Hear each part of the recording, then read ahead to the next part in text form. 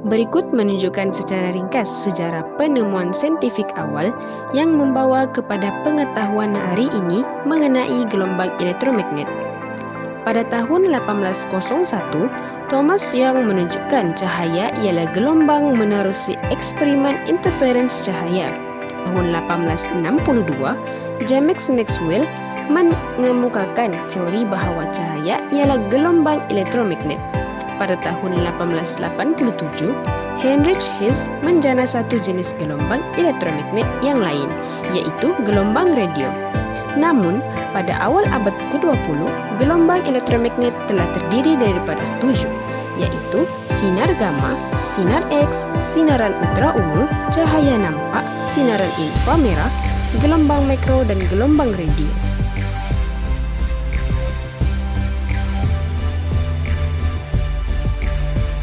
Gelombang elektromagnet terdiri daripada medan elektrik dan medan magnet yang berayun secara serenjang dengan satu sama lain, seperti yang ditunjukkan dalam Raja 5.69. Apakah ciri-ciri gelombang elektromagnet?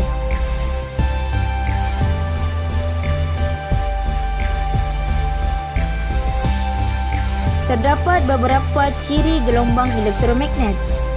Antaranya, merupakan gelombang melintang, tidak memerlukan medium perambatan. Selain itu, boleh merambat melalui vacuum.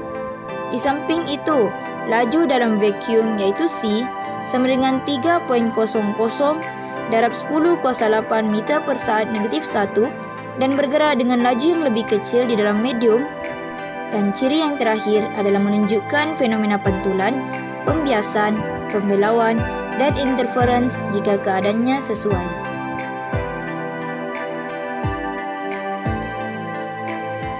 Tujuh jenis gelombang elektromagnet yaitu gelombang radio, gelombang mikro, sinar inframerah, sinar ultraungu, sinar X, dan sinar gamma akan membentuk satu spektrum selenjar yang dikenali sebagai spektrum elektromagnet. Spektrum selenjar bermaksud tiada sempadan yang tertentu yang mengasingkan dua jenis gelombang yang bersebelahan.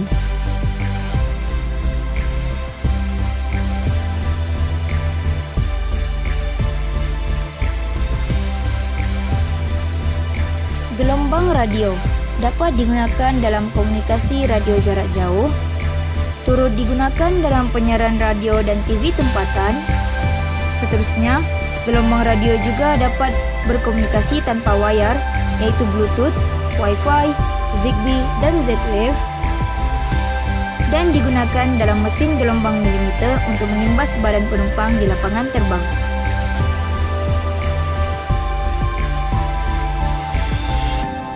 Gelombang mikro. Gelombang mikro digunakan untuk komunikasi antara bangsa melalui penggunaan satelit, rangkaian telepon bimbit, dan komunikasi antara alat elektronik seperti Wi-Fi, Bluetooth, dan Z-Wave. Selain itu, gelombang mikro digunakan untuk memasak di dalam ketuhar. Gelombang mikro.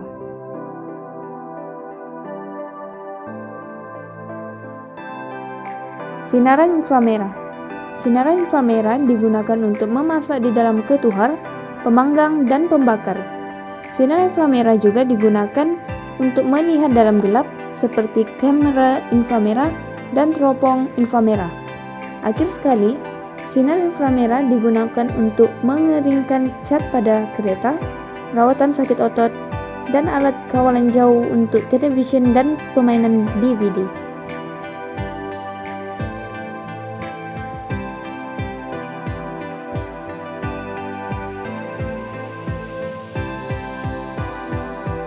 Jenis gelombang yang seterusnya adalah cahaya nampak. Kegunaan gelombang ini membolehkan benda hidup untuk melihat. Selain itu digunakan dalam fotografi, turut digunakan dalam fotosintesis dalam tumbuhan hijau, dan cahaya nampak ini menggunakan cahaya laser untuk pemotongan logam, ukur tanah, dan penghantaran maklumat melalui gentian optik.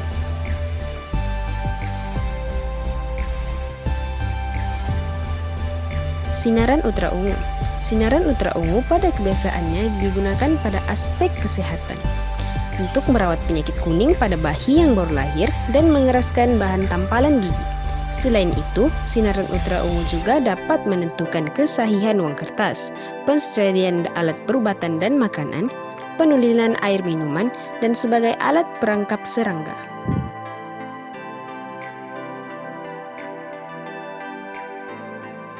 Sinar X.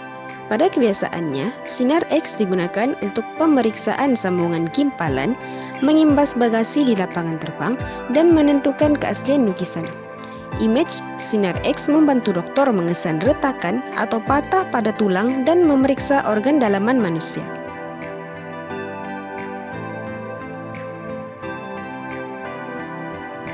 Sinar gamma.